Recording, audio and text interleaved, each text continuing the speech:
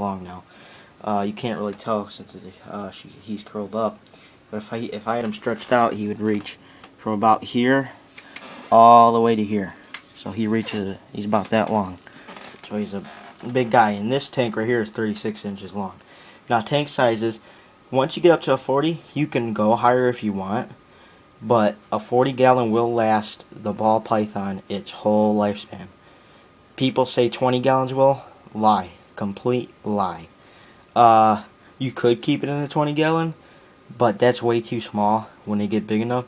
Because in a 20-gallon, when it gets a full adult, it's going to take up half of that cage, especially if you have a female.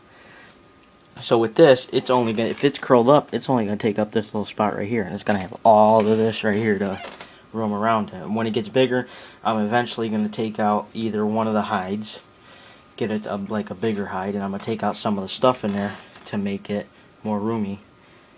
So I went over hides, cage sizes. Okay, now we're going to go over water.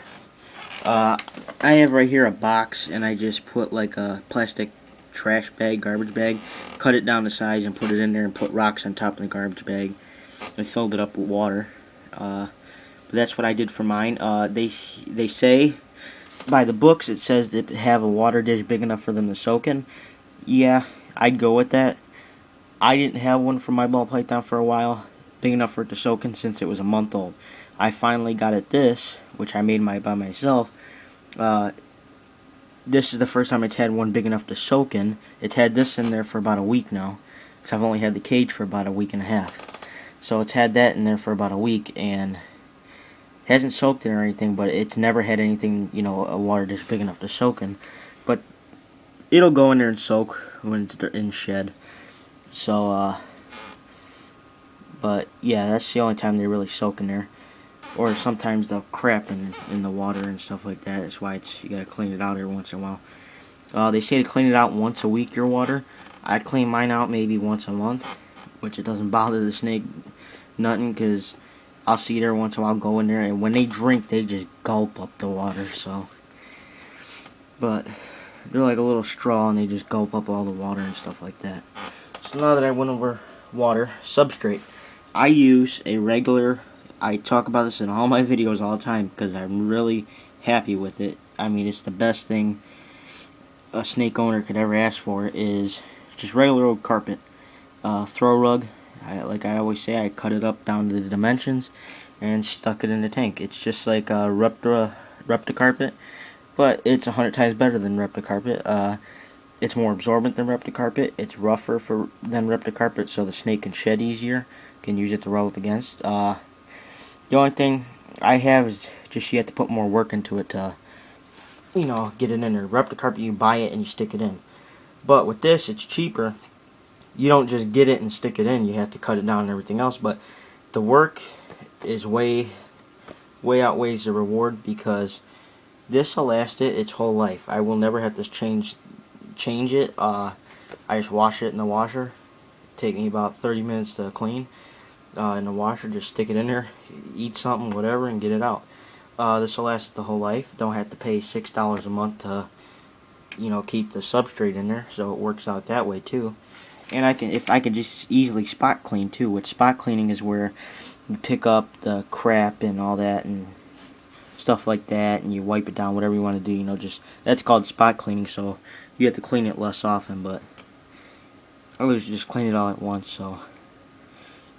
But otherwise, the only thing you can't do with the carpet is with substrate. It sticks to the substrate, and you can just take out that little piece of substrate and replace it. With this, it really sticks in there, so you just have to give it a little scrub with the sponge. But otherwise, it's really good to have. But yeah, if you got anybody out there want to do that, do it. Send me a picture, video response, whatever, and I'll see what you did to your cage. But yeah, I like to make mine look really like, you know, like a rainforest. I really like to customize my cage. I don't like making it look all glassy and, you know, just because then the ball python with all these plants and stuff, which I want to go over. I'm going to go over it while I'm on the subject. Plants I'm going over. It's good to have plants in your ball python's terrarium, because it makes them feel more secure. And when I first got my snake, I didn't have any plants in there. it would barely move. It would just move from one hide to the next and just sit in its hide all day. Even in the middle of the night, it would sit in its hide, which at night they come out. Once I started sticking plants in it, it was out every night. See, now it's about 12 o'clock midnight right now. And, you know, he's out, so makes him feel more secure with the plants. And another thing I want to go over is background. You could put a background on there, which I just use like 9 sheets of computer paper and just print it out one full sheet of like a rainforest type picture I found on the internet. I just printed them all out in different pictures and stuff like that. And if I didn't have those up right now, you would be able to see right through the glass. I mean, it looks like I've got a lot of plants in there and stuff now, but I really don't. It's mostly the background that makes it. The plants just make it look more realistic, but the background's the thing that makes the cage. But the plants are, you know, helping out, making it look cool and everything. So another thing I want to go over while we're on the subject of cage ornaments, you're going to want something for them to climb on. And the reason for that is people say they hate to climb. It's a complete lie. You can ask anybody on YouTube, you know. Ask anybody on YouTube, do they like to climb? They'll tell you, yeah. They'll tell you, don't listen to nobody else. They do like to climb. You hear it on every video. If you guys are looking up a bunch of videos right now, you'll hear it on every video. Ball pythons do like to climb. So I have one thing right here that cost me 15 bucks. And it can go through there, and up in there, through there. And this thing cost me nothing because I got it out in my yard. Now, you get anything out from your yard that you want to stick in your cage, do not stick grass or anything like that in your cage. But if you get anything out there that you want to stick in, like a stick or something, soak it in hot boiling water.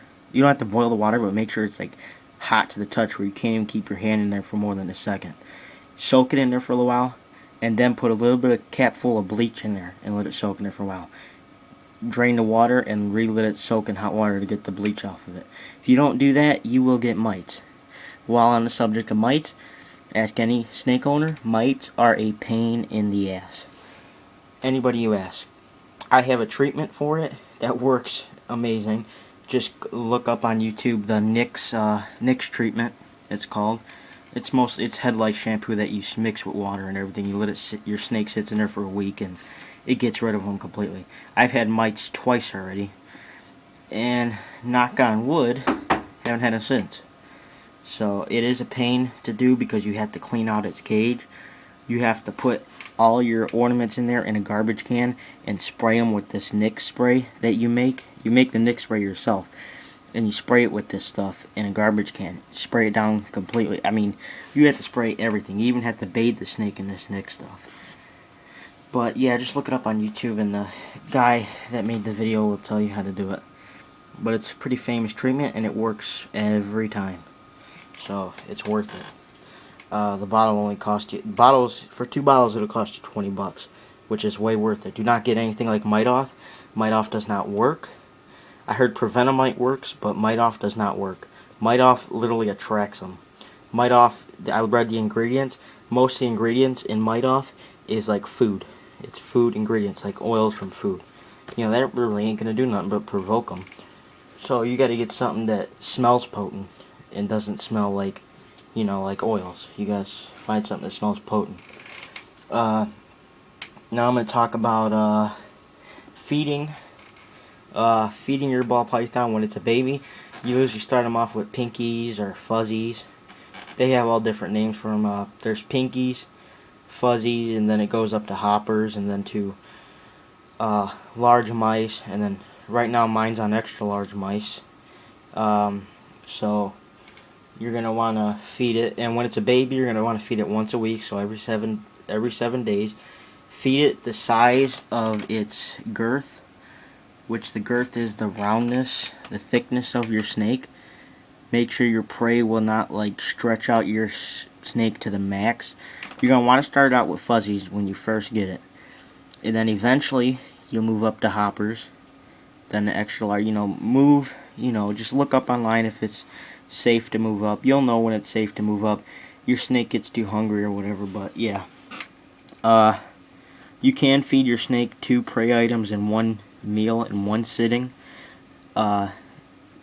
That's alright, but And then I'm going to talk about also when it reaches about a year old, you can feed it every 2 weeks. And a lot of people don't recommend it, but I do because it slows your snake down. It doesn't make it too thick and stuff like that. I feed mine every 2 weeks and it's fine with that. It doesn't bother the snake. I'd wait till it's a year old to do it. And a lot of people say, which I don't know about, they say when it gets to full adult that they're only supposed to eat once a month. You can still feed them twice every 2 weeks, but people say just feed it. You can feed it. You can get off with feeding them once a month. That's mostly for saving money. Now I'm going to talk about after feeding it. On my last video I said you have to wait 2 days. Now when I think back, that's crazy. Somebody left a comment saying that you could handle your ball python about 6 hours after eating.